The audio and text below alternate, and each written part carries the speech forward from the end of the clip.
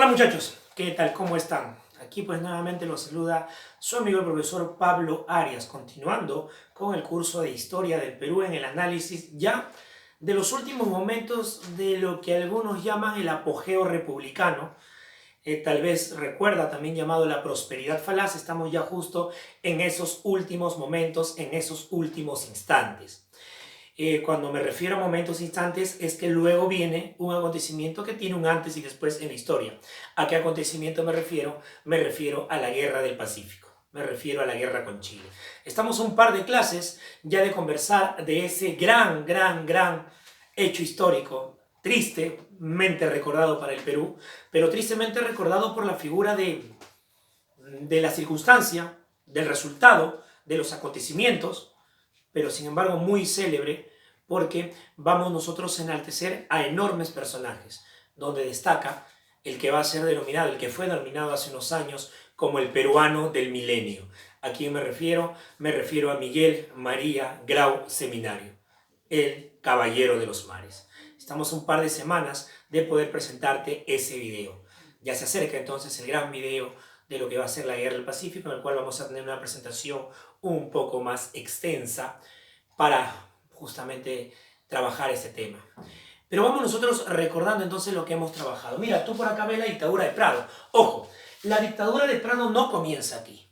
¿Cuándo comienza? Recordemos, Juan Antonio Pezet, al final, él va a ser el presidente del Perú tras la muerte de San Román. Por ahí alguien dirá, profe, se está equivocando. Cuando muere San Román, el que asume la presidencia es Pedro Díez-Canseco, porque Pezet no estaba en el Perú. Correcto, muy bien. Pero al retornar Pezet aquí al Perú, él asumiría lo que es justamente la presidencia del Perú. Ahora, cuando Pezet asume la presidencia del Perú, ya se dan las primeras acciones de los españoles sobre nosotros. Se dan las primeras acciones de estos hombres de España sobre nosotros, de esta milicia española sobre nosotros, de esta ambición de la reina Isabel II, en ese tiempo monarca español, sobre nosotros. ¿Esto cómo se manifiesta? Habían enviado, por ejemplo, al Perú una expedición científica, Y mira cómo hago, científica. ¿Por qué? Porque era de apariencia científica. Realmente no era una expedición que venía a hacer, se supone, trabajos de geografía, oceanografía. No, al final vino por dos cositas fundamentales. Primero, preparar lo que va a ser el terreno, estoy hablando metafóricamente, preparar el terreno para lo que sería una nueva incursión española, en este caso en el Perú. Segundo, y este es el detalle importante, vino a difundir entre las numerosas y sólidas familias españoles que había en América, en el Perú en este caso, difundir ideas coloniales. Tigrecito, esta expedición científica española vino a difundir entre las influyentes y numerosas familias españolas aquí en el Perú, vino a difundir ideas coloniales. ¿Habían españoles todavía aquí en el Perú? Sí. Recuerda que españoles eran llamados también los criollos, o sea, los descendientes de españoles. Con la capitulación de Ayacucho del 9 de diciembre de 1824, vamos a tener que se suscribe este documento en el cual todo español que decida quedarse en el Perú podía quedarse y se le respetaba todo su patrimonio. Tigre, habían pasado 40 años y los españoles seguían siendo prácticamente dueños del Perú. O sea, eran los más poderosos en el Perú. Seguían siendo familias influyentes, familias poderosas, familias pues que tenían mucha servidumbre, muchas propiedades, muchas tierras y mucha gente que dependía de ellos. Y esa gente que depende de ellos eran los indígenas, eran los peruanos, era la gente del pueblo del Perú. Entonces, si ellos llegan y difunden ideas coloniales, iban a tener una influencia directa sobre el pueblo, porque el pueblo dependía de ellos económicamente. Entonces, esa era la estrategia que había planeado la reina Isabel. Ahora, cuando se firma el Tratado Vivanco-Pareja, que fue un tratado en la coyuntura de la guerra con España desfavorable para el Perú, Pezet ratifica el tratado, o sea, aprueba el tratado, y eso hace, ahora sí, eso hace que Mariano Ignacio Prado le dé golpe de Estado. Y es Mariano Ignacio Prado quien asume como dictador. Él asume como dictador del Perú. Ahora, aquí entonces, aquí comienza, no, comienza un poquitito antes, porque recuerda que Prado es quien está frente a los, digamos, a las fuerzas peruanas, a las fuerzas aliadas, Prado está frente a las fuerzas aliadas en lo que es la guerra contra España. Acciones de Prado. Por ejemplo, vamos a tener nosotros la estructura de esa famosa cuádruple alianza, ¿no? La cuádruple alianza que termina ya consolidándose con Prado como líder, con Prado, o sea, con Mariano Ignacio Prado. No hablo de compra, sino con Mariano Ignacio Prado, ¿no? Con Prado, ya como líder, en el cual estaba pues Chile, estaba Perú, estaba Bolivia, estaba Ecuador. Eran los países que formaron la cuádruple alianza y además en la formación del gabinete de los talentos que tiene a José Gálvez Egusquiza como su máximo héroe, y sabemos pues lo que tristemente sucede, pero también es orgullo y gloria a José Gálvez, el héroe del combate del Callao, que tú conoces como el combate del 2 de mayo. Cuando nosotros derrotamos a los españoles, cuando ya los españoles se han ido, cuando ya no están, es ahí que ya Prado puede, digamos, gobernar. Ahora, Tigrecito, entendemos algo, mira, el Perú está económicamente hablando disminuido. ¿Por qué? Porque a pesar de haber ganado, es una guerra. Y una guerra obviamente no es sencilla. Una guerra obviamente no es fácil. Entonces el Perú necesita equilibrar su economía. ¿Y cómo va a equilibrar su economía el Perú? Prado va a dar algunos detalles importantes para buscar equilibrar la economía del Perú. Vamos a ver algunos hechos.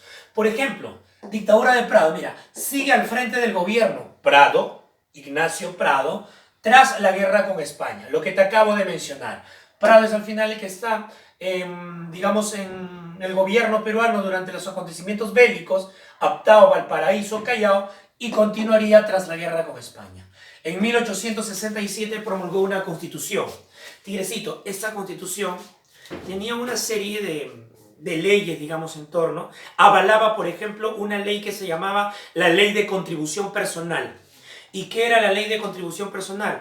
Tigrecito, era como un nuevo tributo indígena, pero no se llamaba tributo indígena, se llamaba Ley de Contribución Personal, que más o menos lo que destaca era que tenías que entregar, digamos, bajo un descuento, bajo un impuesto, bajo una entrega, tenías que dar al Estado lo correspondiente a un día de trabajo al mes. O sea, todos iban a entregar 12 días de trabajo al año. Por ahí alguien dirá, bueno, profe, eso es casi nada, ¿no? Tigrecito, para el pueblo eso es todo, o casi todo. Entonces el pueblo no va a aceptar. Y esta ley de contribución personal empieza pues a causar una situación conflictiva en el Perú. Y es ahí que se van a producir una serie de insurrecciones, de rebeliones, donde destaca la rebelión que se produce entre 1867 y 1868, que va a ser liderada por Juan Bustamante. ¿Y quién es Juan Bustamante, Tigre? Juan Bustamante, que se revela en Huancané, Puno, es el que en la historia es conocido como Túpac Amaru III. Túpac Amaru III. Por ahí alguien dirá, profe, está loco, ¿qué? O sea, en el Perú tiene 3 Túpac Amaru. Correcto. La historia del Perú tiene 3 Túpac Amaru. Túpac Amaru, el último inca de Vilcabamba, que pasa a llamarse Túpac Amaru primero cuando aparece José Gabriel Condorcanqui. Aquí más tengo a José Gabriel Condorcanqui, Túpac Amaru segundo. Y el que se hace llamar Túpac Amaru III es justamente nuestro amigo Juan Bustamante, que se revela en Huancané, Puno. Ahora, esta rebelión de Juan Bustamante, bastante interesante, pero ya continuaba o era pues uno de los puntos con el cual el gobierno de Prado empieza a desestabilizarse. Y es así que ya Prado goza, a pesar de haber ganado la guerra, empieza a gozar de descrédito, y Prado va a salir del mando asumiendo en 1868 José Balta. Y comenzaríamos con el gobierno de Balta, el último presidente del llamado primer militarismo. ¿Qué cosa era un militarismo? Tigre, un militarismo, lo vimos, está en el video de Perú Republicano Generalidades. Si no lo recuerdas, date una vuelta por ahí. Aquí vamos a decírtelo rápido nada más. Militarismo era el sistema de gobierno, para llamarlo así, en el cual gobernaban los militares. Es decir, todos los presidentes eran militares. Desde la mar, militar, Castilla, militar, o sea, Gamarra, todos eran militares. Y llegamos a José Balta, que también era militar. Ahora, yo te acabo de decir que es el último gobierno del primer militarismo. ¿Qué significa? Que después de Balta, o sea, el año de 1872, después de Balta, año de 1872, el siguiente presidente es un presidente civil. ¿A quién me refiero? Me refiero a Manuel Pardo y Lavalle. Siguiente clase comienza lo que es el análisis del primer civilismo, gobierno de Pardo y Lavalle, segundo gobierno de Prado, porque Prado regresa, ya te voy a contar qué pasó, y luego el desarrollo de lo que es la Guerra del Pacífico. Entonces, vuelvo a repetir, José Balta sería el último presidente del primer militarismo, ya que en 1872 asume Manuel Pardo y Lavalle, que era un civil. Era un civil. Avanzamos, Tigre. ¿Qué más tenemos? Mira, obras hecho. Se construyó el Hospital 2 de Mayo y creo que entiendes por qué le ponen 2 de Mayo, ¿no? Un homenaje a ese gran acontecimiento que se presentó en el combate del Callao, que tiene como fecha el 2 de mayo. 1866 fue el combate. Aquí vamos a tener, se construye entonces el Hospital 2 de Mayo. La construcción del reloj de Pedro Ruiz Gallo, que tiene una historia muy particular. Te la voy a contar cuando hagamos la Guerra del Pacífico. Igual te doy un adelanto. Él, cuando se dio la invasión y la ocupación de Lima, empezaron a llevarse muchos monumentos, empezaron a destruir a otros, y cuando Pedro Ruiz Gallo sabía que era inminente pues la caída, la toma de Lima, le quita una pieza a su reloj. Al final los chilenos no pudieron nunca darle solución. Solamente te lo dejo ahí. Vamos a ver eso cuando hagamos la Guerra del Pacífico. No te preocupes, te he dado solamente una pista, un adelanto. Construcción entonces del reloj de Pedro Ruiz Gallo. Vamos, tenemos la construcción del Parque de la Exposición. Vamos a acomodar un poquito para poder observar esta parte. Permíteme unos segunditos.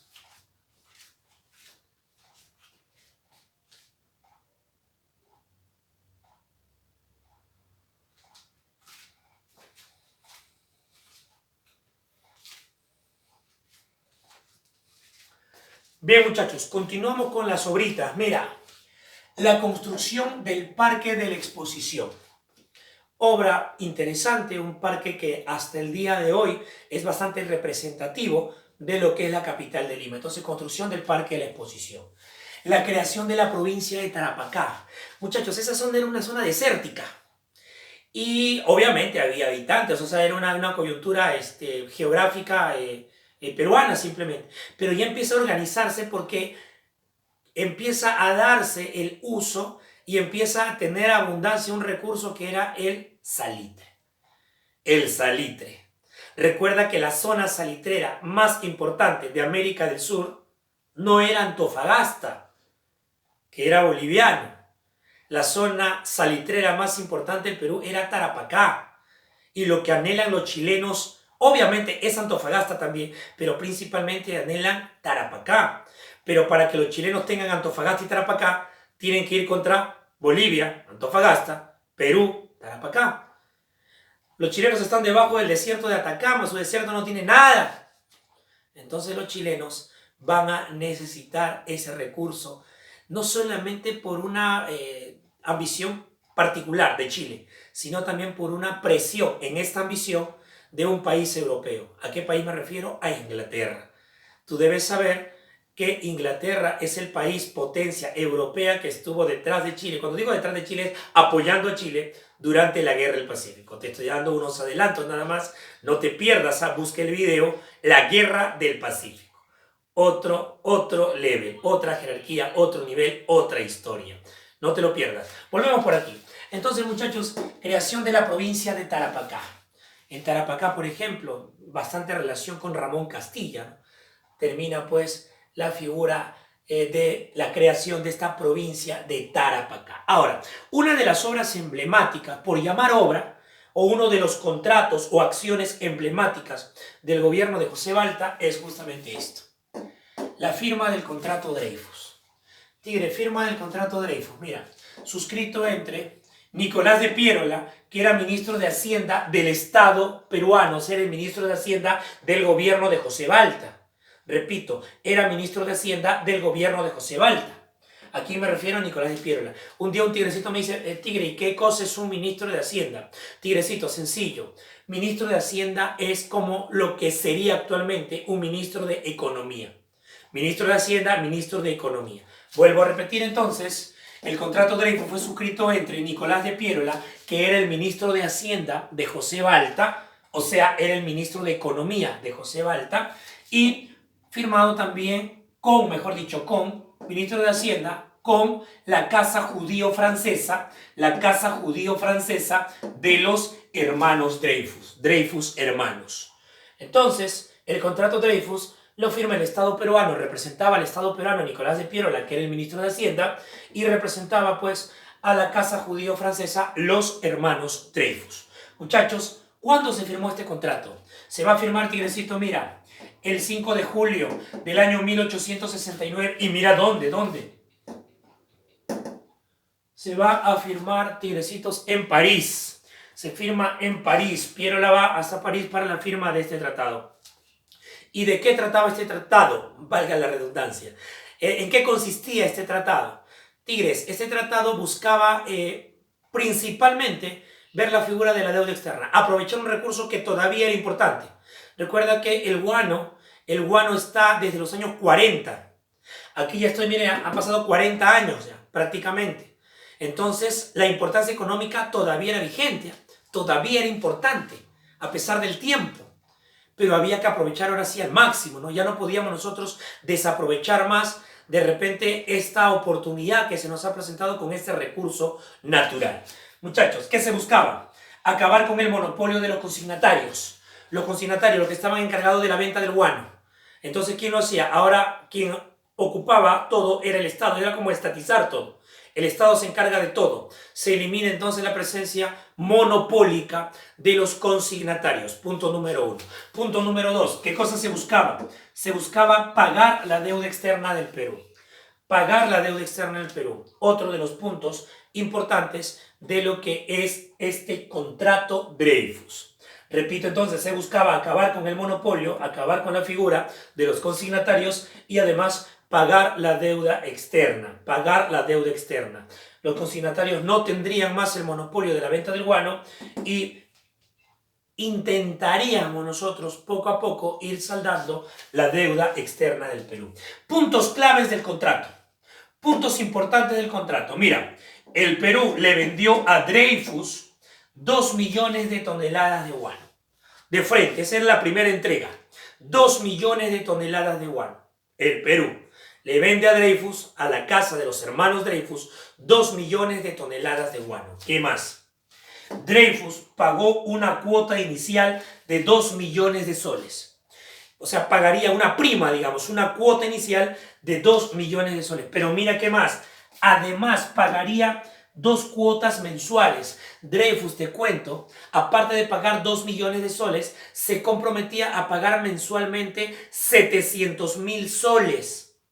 Y a la entrega, a la firma del contrato, vamos a tener que adelanta 1.400.000 soles. O sea, adelanta 2 meses. ¿Por qué? Porque el Perú recibiría cuotas mensuales de 700.000 soles. Repito si no me entendiste. El Perú le vendió a Dreyfus 2 millones de toneladas de guano. La casa Dreyfus paga al Perú 2 millones de soles, o sea, era como el monto inicial, la prima, más 1.400.000 soles que representan el pago de 2 mensualidades, porque se comprometen a pagar 700.000 soles mensuales. El Perú le vendió a Dreyfus 2 millones de toneladas de guano. Dreyfus pagó una cuota inicial de 2 millones de soles y 2 cuotas mensuales, es decir, 1.400.000 soles. ¿Por qué? Porque el Perú recibiría cuotas mensuales de 700.000. Están adelantando 2 meses. Le adelantan al Perú 2 cuotas mensuales. Tigre, era bastante oneroso el contrato. Era bastante importante el contrato. Dreyfus no se manejó realmente, no se aprovechó como debía ser esta figura económica, pero sin embargo en la coyuntura va a ser un contrato que va a verse bastante favorable para el Perú. ¿Qué pasó? Vamos a ver un poquito por aquí, vamos a acomodar para poder ver los apuntes de esta parte de la pizarra. Permíteme nuevamente unos segundos.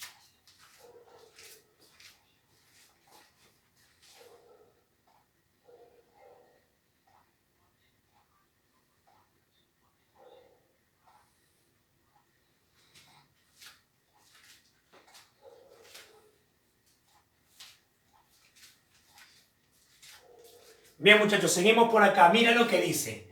Dreyfus cubriría nuestra deuda externa hasta 5 millones de soles al año.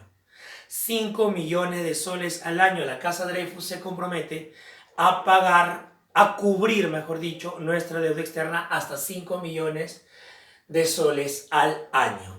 Interesante la figura del contrato Dreyfus. Ahora, este contrato Dreyfus le da gran cantidad de divisas al Perú. Divisa, recuerden, en términos económicos, es el ingreso que tiene el Estado, ¿no?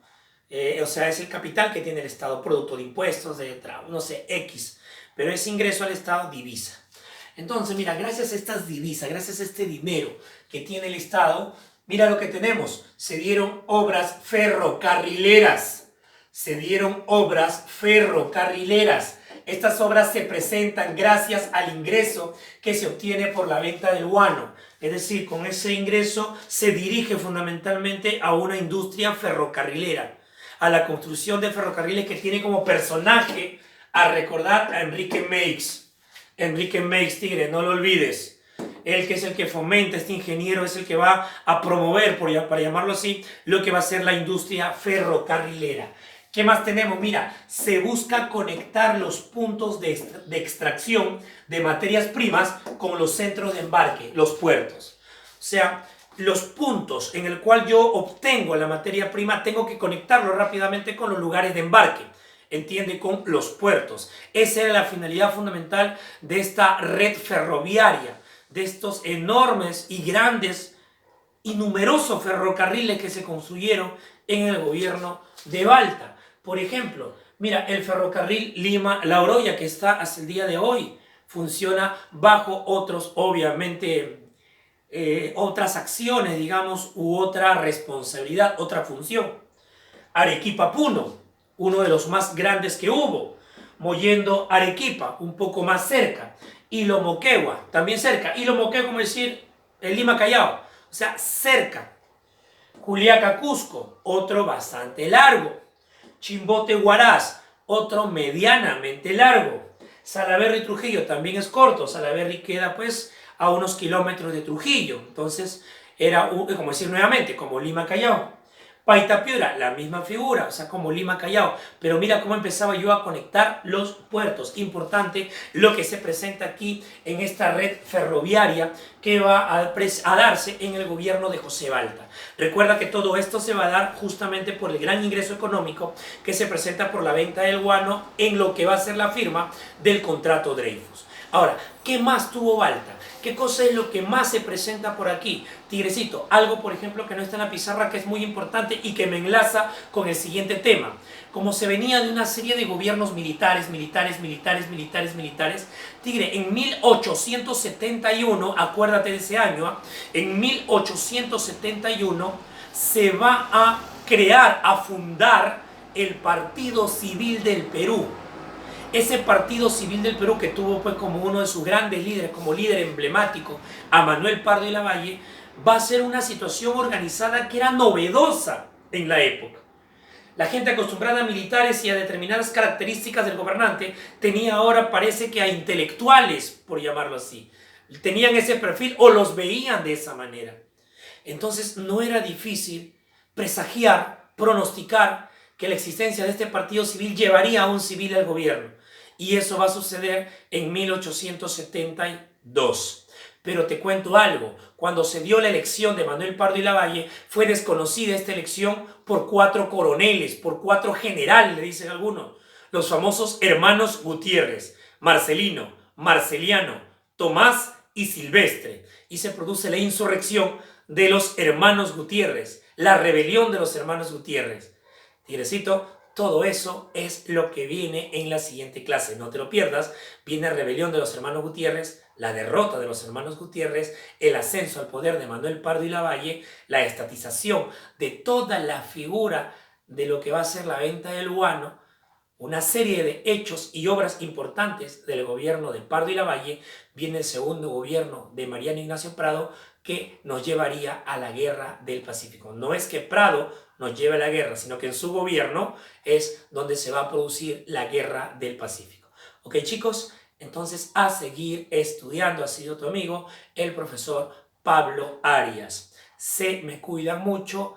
continúen, busca los siguientes videos, repasa con los videos anteriores, pasa de la voz a tus amigos siempre para que sigan en este mundo virtual preparándose, estudiando, mejorando, porque se nos viene pues el bicentenario de la independencia, se nos viene el bicentenario de las batallas de Junín y Ayacucho, se nos viene una serie de hechos muy importantes. Muy bien muchachos, se me cuida mucho, nos estamos viendo. Chau, chau.